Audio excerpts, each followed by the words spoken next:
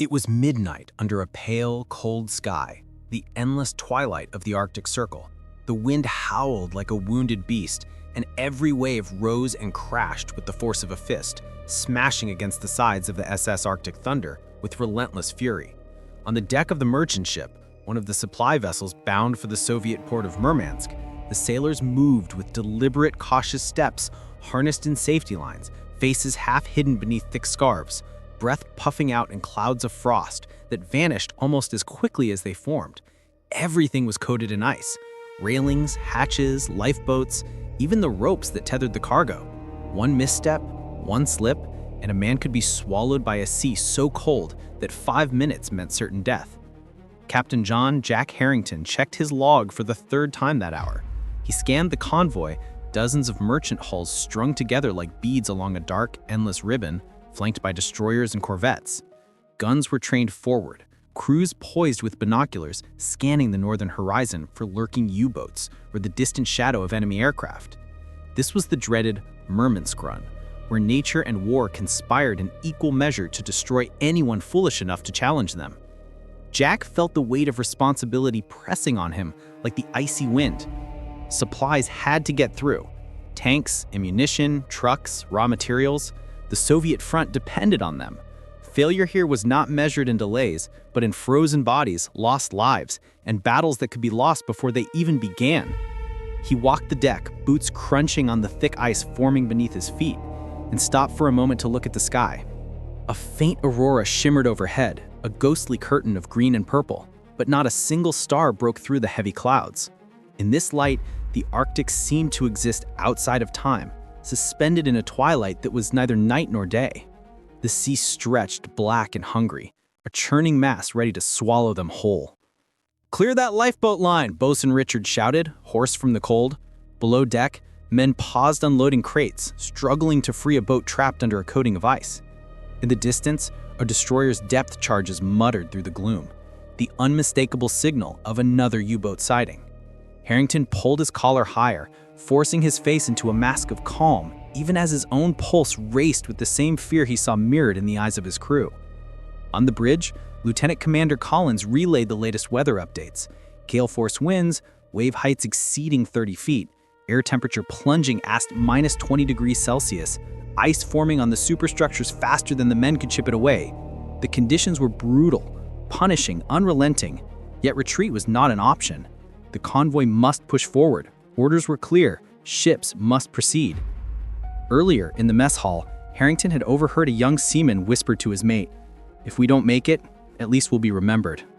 The older sailor had offered a shaky smile and said, "Make it. We've got promises to keep." That was the essence of their mission. Not heroics, not daring feats of courage, but grim resolve. They were not sailing for glory. They were sailing for duty, for the men on the Eastern Front, for the fragile thread of supply that kept the fight alive. Suddenly, a lookout shout pierced a roar of wind. "Aircraft, port bow!" Twilight brightened for a fleeting instant, illuminated by flashes, and the sea shimmered under a rain of tracer fire. Anti-aircraft guns roared, hammering away at reconnaissance planes probing for weaknesses.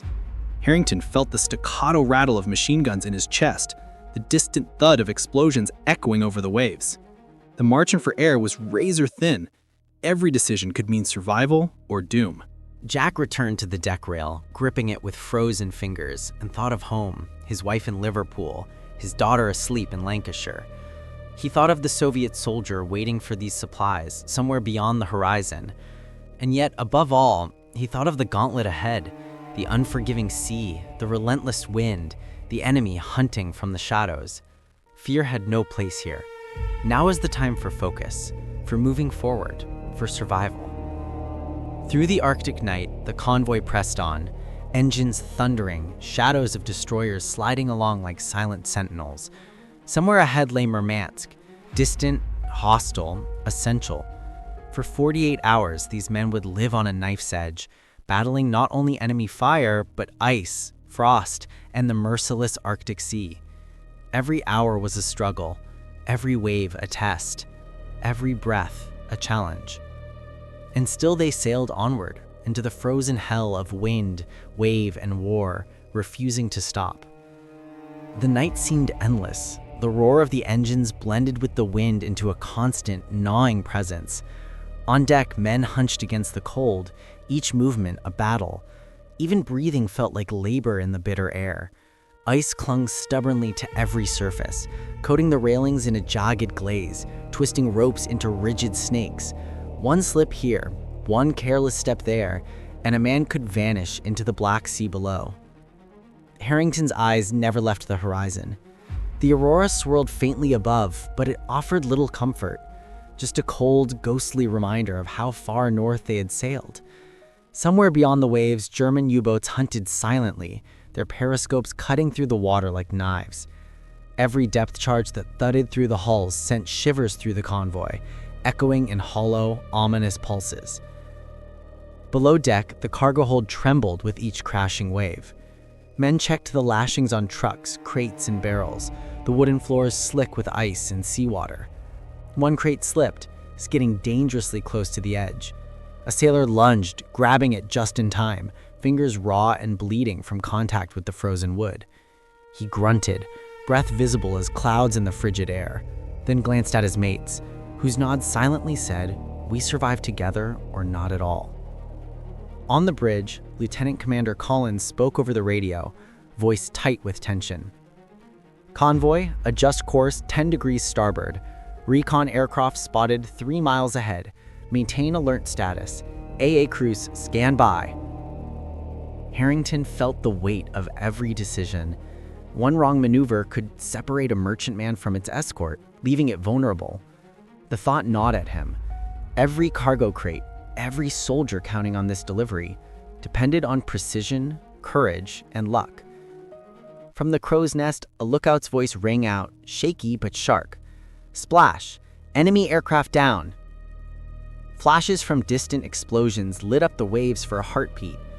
Harrington allowed himself a brief exhale of relief, but the reprieve was fleeting. More planes would come, and the U-boats beneath waited like sharks in the dark. The Arctic was no neutral ally. It was as merciless as any enemy. Harrington wandered the deck again, boots crunching over ice, checking the crews. Young seamen trembled in the cold, clutching railings, eyes wide as they glimpsed the hungry waves. Seasoned sailors barked orders, their faces set, hands steady. He stopped for a moment, looking out at the black horizon.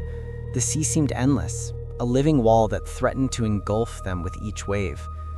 The wind tore at his coat, whipped snow and ice into his face, yet he forced himself to stand tall. He remembered the words of the older sailor in the mess hall. "Make it. We've got promises to keep." And Harrington thought of his own promise to his crew, to the men waiting for these supplies, to the families whose fates rested on the fragile convoy. He clenched his frozen fists, forcing his mind to focus. Fear was useless. Survival required action, vigilance, and an unbroken will. The convoy moved on, each ship a fragile island in the Arctic tempest. Somewhere ahead, Murmansk waited, distant, hostile, and necessary. For every sailor aboard every vessel, the night would stretch long, the wind would scream, and the waves would challenge every step. Yet through it all, the engines thundered, the crews fought the ice, and the guns roared. Forward was the only direction. And forward they sailed, into the merciless Arctic night, chasing survival through shadow and storm, knowing that every hour was a victory and every breath a gift. The Arctic sky darkened further, though it was already nearly black. A low, rumbling growl rolled over the horizon, not thunder, but the warning of the sea itself. Clouds swirled violently, carrying snow that stung like needles. The wind intensified, howling through the rigging, tearing at tarps and coats alike. Ice covered their clothes, slick and unforgiving. Harrington barked orders over the screaming wind, his voice hoarse but unyielding. Every command mattered. A single mistake could mean disaster. Then came the distant thrum of aircraft engines. Harrington squinted through the snow. Silhouettes of German bombers cut through the storm. Flak guns blazed, tracers streaking across the darkened sky. Explosions shook the deck, sending splinters of ice and wood flying. A bomb landed nearby merchantmen, the shockwave knocking men off their feet. Harrington lunged to steady a young seaman, his heart hammering, ears ringing from the blast. Amid the chaos, a terrifying thought struck him. The storm itself might be as deadly as the enemy. Waves taller than the tallest mast threatened to engulf the smaller vessels in the convoy.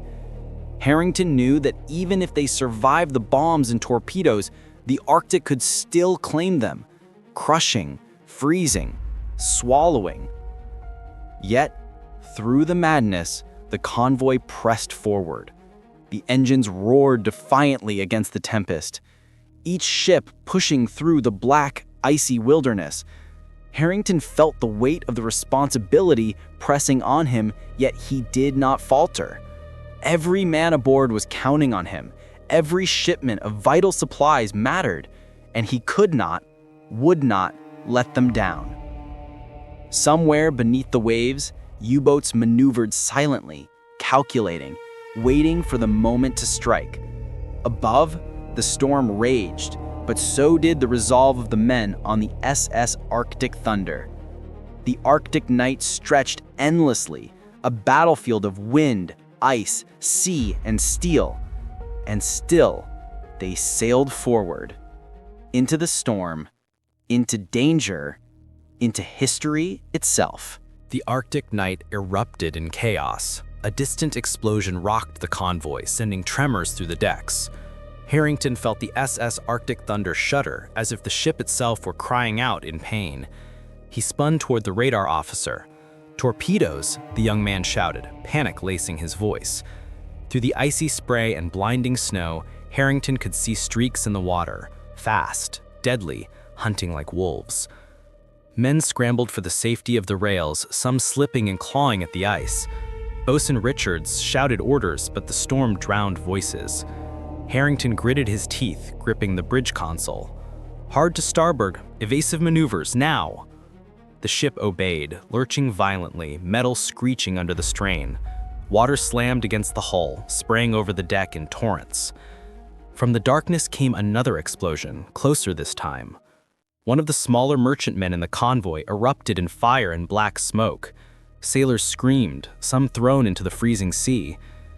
The destroyers swung into action, depth charges detonating around the U-boats, sending towering plumes of water skyward.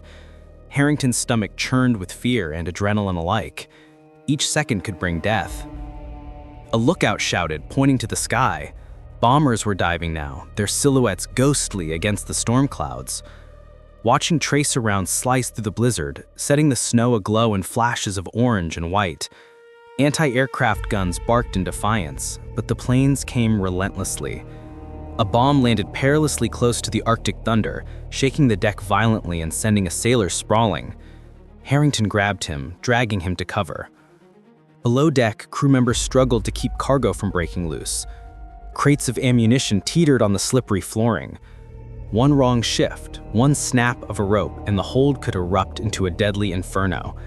Harrington moved between stations, shouting, steadying, commanding, a captain in the eye of a hurricane, both natural and man-made. Then the unthinkable happened. A torpedo struck a nearby freighter. The explosion hurled ice and wood into the night, and the shockwave sent Harrington sprawling to the deck. He rose immediately, adrenaline burning away pain. Around him, the sea boiled with fire, smoke, and splintered wood. Survivors clung to rafts, shouting into the wind. The convoy pressed on, but the cost was visible, horrifying, real. Harrington's thoughts flashed to home, Liverpool, his wife, his daughter. Could they even understand the horrors he and his men faced? He forced the fear aside. Personal longing was irrelevant here. Survival, duty, the mission. These were all that mattered. He barked orders to the bridge crew, coordinated with the destroyers, charted the next course through the storm-lashed waters. Every choice might be the difference between life and death. Through the tumult, a strange clarity struck him. This was not just a fight against the Germans or the storm. It was against the Arctic itself, against ice, cold, and death in its purest form. And yet through the terror, the courage of the men shone like a beacon. Each man holding his post, each sailor refusing to falter, each crew member surviving moment by moment was a testament to human resolve. Hours passed in a blur of water, fire, and steel. Exhaustion clawed at the men, frostbitten hands shaking, lungs burning. Harrington barely felt hunger or cold, only the relentless demand to keep moving, to keep the convoy alive. The distant outline of Murmansk appeared faintly on the horizon, a promise of survival, a beacon against the dark. But getting there would demand everything. Every ounce of strength, every shred of courage. One misstep, one missed order, and the sea would take them. And Harrington, standing on the deck, soaked, battered, and unbroken, knew one truth above all: the Arctic did not forgive, but neither would he. The storm showed no mercy, but still the convoy pressed on. Ice clung to the ships like frozen armor, weighing down masts and rigging. Every step on deck was a gamble. Every order carried the weight of life or death. Harrington's face was stiff with cold, his fingers raw, but he refused to relent. Through the roaring wind, he barked orders to the crew, checking lines, securing cargo, and coordinating with the destroyers that flanked the merchant ships like vigilant wolves. Hours blurred together. The blizzard swallowed the horizon, making it impossible to judge distance. Some men, exhausted beyond reason, stumbled, slipping on the ice, their breaths ragged and eyes hollow with fatigue. Yet Harrington pressed them on, shouting over the gale, "Keep your stations, hold the lines, every second counts." In response, the men moved with mechanical precision, fear overridden by duty. At dawn, a pale light began to pierce the Arctic gloom. The aurora shimmered faintly, painting the snow and ice in ghostly greens and purples. The outline of Murmansk's port emerged through the mist, a dark cluster of piers and warehouses, industrial and grim, but alive. Relief surged through the men, but Harrington knew better than to let it lull them into false security. The final miles were often the deadliest. The convoy tightened its formation. Sailors shouted warnings of icebergs and floating debris. Boatswain Richards moved like a shadow along the decks, helping struggling men, tying down cargo, reinforcing the ship against the merciless sea. Harrington walked the deck, scanning the horizon, heart pounding. Every second here was a test, and they were running on sheer willpower. Suddenly, a roar tore through the night. A small freighter ahead had struck ice and listed dangerously. Men scrambled to secure it, and the destroyers moved to stabilize the formation. Harrington's voice rose above the chaos. "We don't stop! We make it through! Forward! Always forward!" His command was simple, almost primal, yet it carried the weight of hope for hundreds of men. By late afternoon, the convoy reached the outskirts of the port. Murmansk lay before them, battered by winter winds but still alive. Smoke rose from chimneys, soldiers lined the docks, and cranes moved with deliberate care, unloading cargo destined for the Eastern Front. Harrington allowed himself a small exhale. They had made it. Against the storm, against the enemy, against death itself, the convoy had survived. The men, frostbitten and weary, cheered quietly, some too exhausted to even raise their voices. Harrington walked along the deck, touching the railing, feeling the ice crunch beneath his boots. He thought of the lives saved by the cargo, tanks, ammunition, trucks, and the men who would never leave the icy waters behind them. There was victory here, but it was tempered by the cost. As the sun dipped below the horizon, casting a long shadow over the port, Harrington looked back at the Arctic expanse they had crossed. The sea was still, deceptively calm now, but he knew it would not forgive the next convoy so easily. He turned to his crew, nodding with quiet pride. "We've done what we came to do. Hold fast, keep your courage, and live to sail another day." For now, the Arctic had been beaten back, if only for a moment.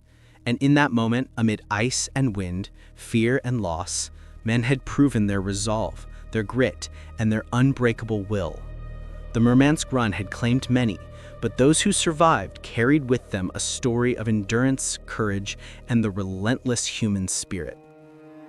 The convoy slipped into Murmansk harbor under a sky heavy with low clouds. The air smelled of coal smoke and salt, bitter and sharp, and the wind cut like knives, carrying whispers of hardship. Soldiers and dock workers moved with mechanical urgency, unloading the cargo that had been so desperately fought for. Tanks were lowered from the ships with cables groaning under their weight. Crates of ammunition were stacked carefully, soldiers checking numbers as they went. Every movement mattered, every second counted. On the deck of the SS Arctic Thunder, Harrington walked slowly, boots crunching over ice patches that had survived the journey. His face was streaked with frost, eyes raw from wind and sleepless nights, but his gaze was steady. Around him, men stumbled off the ship, shivering and exhausted. Some had frostbitten fingers, lips blue, skin pale beneath layers of soaked clothing. A few leaned on each other for support, muttering in hushed tones about the hell out there they had survived. Boatswain Richards guided a group of younger sailors down the gangplank. One boy, barely 18, stumbled, his legs trembling from cold and fear. Richards caught him, steadying him, and said quietly, "You made it. That's all that matters." The boy nodded, eyes wide, as if seeing the world for the first time beyond the Arctic storm. Harrington watched them, feeling both pride and a heavy ache. He knew how many would not see the safety of Murmansk, how many faces would be lost to ice or U-boat torpedoes before the next convoy. As the unloading continued, a Russian officer approached Harrington. His breath steamed in the freezing air, and his uniform was thick with frost. He said, "Captain Harrington," voice steady but weary, "the supplies, they will reach the front lines. Our men will fight another day because of you and your crew." Harrington nodded, his throat tight. Words were small comfort, but they mattered. Every crate, every shell, every tank meant a soldier alive, a life preserved in a war that spared no one. In the makeshift barracks set up near the docks, men huddled together, sharing blankets, hot tea, and stories of what they had endured. Harrington wandered among them, offering quiet words of encouragement, listening to tales of near misses, frozen waves, and the eerie beauty of the Arctic night. Some spoke of comrades lost, names whispered like prayers. Others laughed shakily at small miracles, a rope holding, a cargo crate that didn't fall, a life spared. But even in this brief respite, the war lingered. On the horizon, dark shapes of U-boats and distant storm clouds reminded them that survival was temporary. Harrington knew the next convoy would sail soon, the sea waiting to test them again. But for now, here, Murmansk was a beacon, a haven carved from ice and chaos, and the men could taste victory, however fleeting. As twilight fell, Harrington stood at the edge of the harbor, looking out over the dark waters. The aurora shimmered faintly above, painting the sky in pale greens and purples. He thought of home, of Liverpool, of his wife and daughter, and felt a surge of quiet determination. They had faced death in the form of storm, ice, and enemy, and they had endured. That endurance, he knew, was what kept the world turning, even in the coldest, darkest reaches of the Arctic. Around him, sailors murmured prayers, clutched photos, or simply stared into the harbor, lost in thought. Harrington returned to the ship, the Arctic thunder groaning under the frozen weight of the journey, and placed a hand on the railing. The voyage had ended, but the story of courage and survival would linger long after the ice melted and the engines fell silent. For now, the convoy had survived, and in that survival, there was life, there was hope, and there was the quiet, unyielding proof that even in the face of the Arctic's fury and the chaos of war, men could endure. Days passed in Murmansk, yet the Arctic's bite lingered. The harbor, though a sanctuary, offered no warmth like home. The men slept in temporary bunks, their bodies aching from constant vigilance and the unyielding cold. Frost still clung stubbornly to jackets, boots, and hair, as if unwilling to let go of those who had endured it. Harrington moved among them, not as a commander, but as one who had suffered alongside his crew. Every shiver, every wince of pain was a reminder of what they had survived and what they had lost. In the quiet hours before dawn, Harrington often found himself alone on the deck, staring at the dark waves lapping the docks. The aurora borealis painted ghostly trails across the sky, a beauty both serene and cruel in its cold detachment. He thought of the sailors who hadn't made it, the ones whose laughter would never return, whose hands would never grip the rail again. Their absence weighed heavier than ice or cannon fire. Some of the younger crew gathered around a makeshift stove, sharing fragments of stories, letters from home, and small comforts stolen from the war. A boy, barely a man, unwrapped a loaf of hard bread, and the group laughed quietly when someone joked that it was more precious than gold. Harrington watched them from a distance, feeling a swell of pride tempered by sorrow. These were not tales of glory, not moments of triumph in the heroic sense. They were tales of endurance, of quiet courage in the face of an unforgiving world. Russian dock workers approached with gratitude, offering hot tea and fresh rations. Harrington accepted politely, aware of the invisible camaraderie between those who faced the same merciless northern elements. A Russian officer clapped a hand on his shoulder, eyes grim but respectful. "You brought hope across frozen seas," he said simply. Harrington only nodded, knowing words could not measure the magnitude of what had been endured. As supplies were loaded onto trucks bound for the Eastern Front, the crew prepared for their next voyage. The Arctic did not wait for the weary, and war did not pause for recovery. Harrington gathered his officers, their faces pale but resolute, and spoke quietly yet firmly. "We rest here, we regain our strength, but when we leave, we sail again. The sea is relentless, and so must we be." Even in rest, there was tension. Every shadow on the horizon, every distant sound of ice breaking or engine rumble set nerves on edge. Men clutched letters from home, photographs, small tokens of life beyond the Arctic expanse, and held them as talismans against the cold, the fear, the uncertainty. They were ghosts and warriors both, bound together by the unspoken understanding that survival here required more than skill. It demanded every ounce of courage and endurance. Harrington, finally returning to his cabin, removed gloves stiff with frost and stared at the worn logbook that chronicled their journey. Each entry was a testament not to triumph, but to survival. A testament to the frozen nights endured, the waves weathered, the bombs dodged, and the men kept alive. And as he looked out one last time at the icy harbor, the aurora's glow reflected in his tired eyes, he whispered to himself, "We came through the hell, and we endure. That is enough for now."